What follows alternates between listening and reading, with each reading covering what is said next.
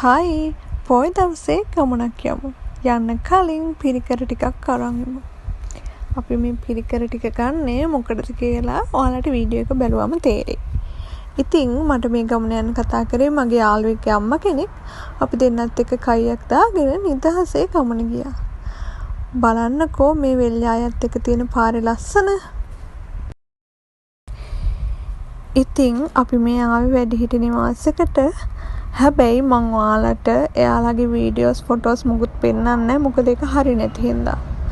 අපි එයාලත් එක්ක කතා කරලා පිරිකර ටිකෙන් පූජා කරලා ටිකක් වෙලා ඉඳලා අපි ගියා අපේ අනිත් ගමනට. ඉතින් අපි යන්නේ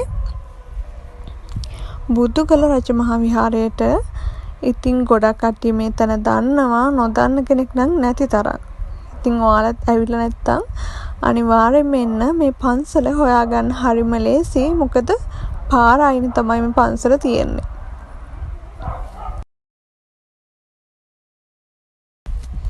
කල්තට හොස්පිටල් එක පාස් කරලා දිගටම එද්දි පාර අයිනේ තියෙන හින්දා ඔයාලට හොයාගන්න හරිම ලේසි. ඉතින් අපිට අද මල් ගේන්න බැරි වුණා. මොකද හදිස්සියේ ගමන දාගත්ත හින්දා හඳුන් කූරුයි තිරයි තෙලුයි විතරක් අරගෙන අපි ගමන ආවා.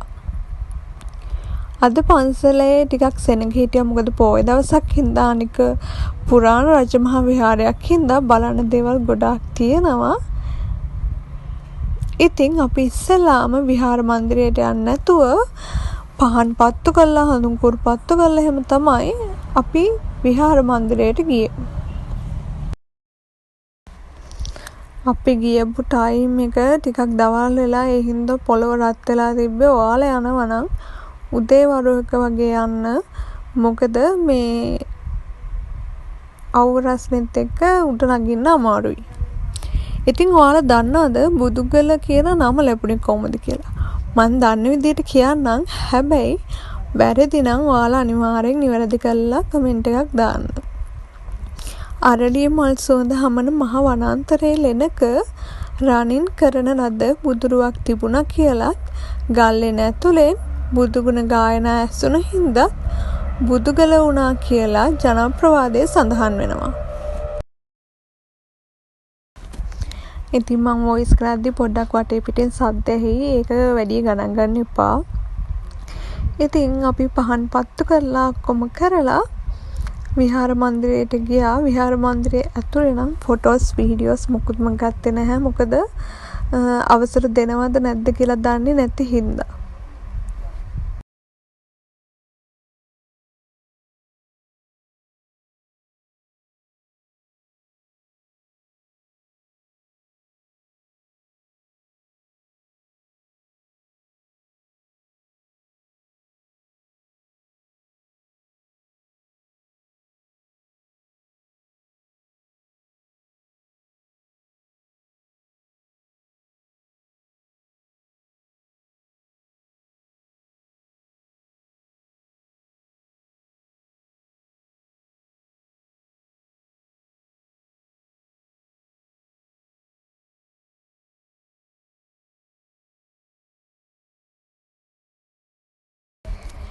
ඉතින් අපි ඊට පස්සේ ගියේ ශ්‍රී පාද විහාරයට.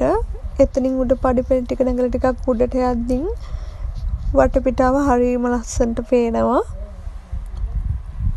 මාරම ලස්සන නිස්කලංක පරිසරයක් තියෙන්නේ. ඉතින් අපි උඩට ගිහිල්ලා නිදහසේ වන්දනා කරගත්තා. මොකද අපි උඩට යන ටයිම් එකට කවුරුත්ම හිටියේ නැහැ.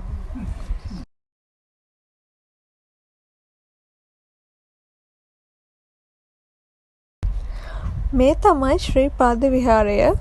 ඉතින් අපි ශ්‍රී පත්තුරට හිස් තියලා වන්දනා කරලා එතන චුට්ටක් වෙලා හිටියා. මොකද මේ බුද්ධ ප්‍රතිමා ටික හරිම ලස්සනයි. එතන හරිම නිස්කලංක හින්දා අපි චුට්ටක් වෙලා එතන ඉඳලා තමයි ගියේ.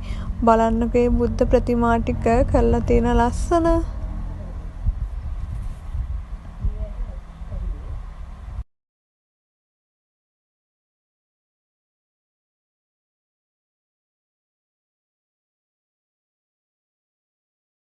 ඉතින් ශ්‍රී පාද විහාරය වන්දනා කරලා පහළට එද්දි මෙන්න මේ වගේ රූප රාමු ටිකක් තියෙනවා. මෙතනින් ඇතුල් වෙන්න තියෙන දේවාල ටිකට මම එතන ලොකු වීඩියෝස් ටිකක් ගත්තේ නැහැ. හැබැයි බලන්නකෝ ඒ ගල් පර්වත පිහිටලා තියෙන ලස්සන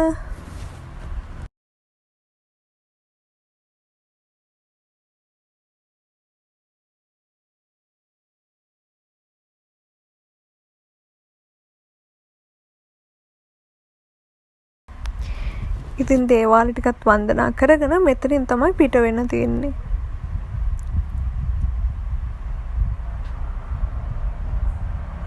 මේ තියෙන පිටවීමේ දොරටුව. ඉතින් මෙතනින් පිට වෙලා අපි ගියා සේල චෛත්‍ය වන්දනා කරන්න. මෙතන අපිට කිසිම දෙයකට බය වෙන්න දෙයක් නැහැ. පාර හොයාගන්න බැරි වෙයි කියලා. මොකද යන්න එන්න තියෙන හැම තැනම ඇතුල් වීම පිටවීම හැම තැනම බෝඩ් ගහලා නම් කරලා තින්නේ. ඒ හින්දා කිසිම දෙයකට බය වෙන්න දෙයක් නැහැ. අපිට තනියෙන් වුණත් හොයාගෙන යන්න පුළුවන්. මෙතනින් අපිට යන්න තියෙන්නේ සේල චෛත්‍යයටයි සමාධි බුද්ධ ප්‍රතිමාවටයි පරිවාර රන් බුදු කුටියටයි. ඉතින් අපි නැගලා ගන්ටාරෙත් ගහලා ඊට පස්සේ අපි යන්න පිටත් උනේ සමාධි බුද්ධ ප්‍රතිමාව වන්දනා කරගන්න.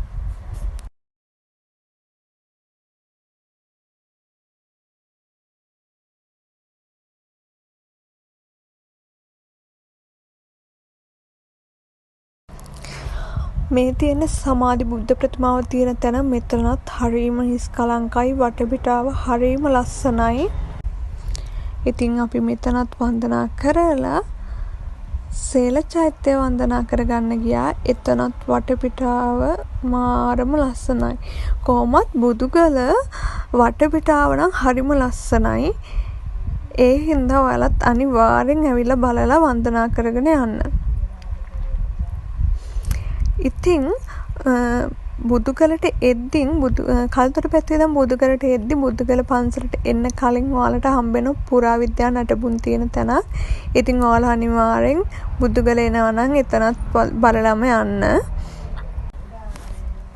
මේ තියෙන සේල චෛත්‍ය මේකත් වන්දනා කරගෙන අපි ධාතු මන්දිරේ වන්දනා කරගෙන යන්න පිටත් වුණා.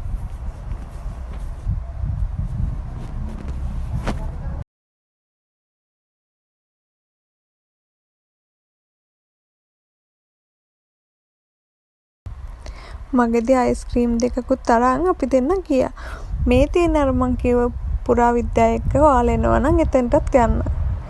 අයිස්ක්‍රීම් කාලා අපි ගෙදර ගියා. ඉතින් සතුටින් ඉන්න. අලුත් වීඩියෝ එකකින් එන්නම්. බයි.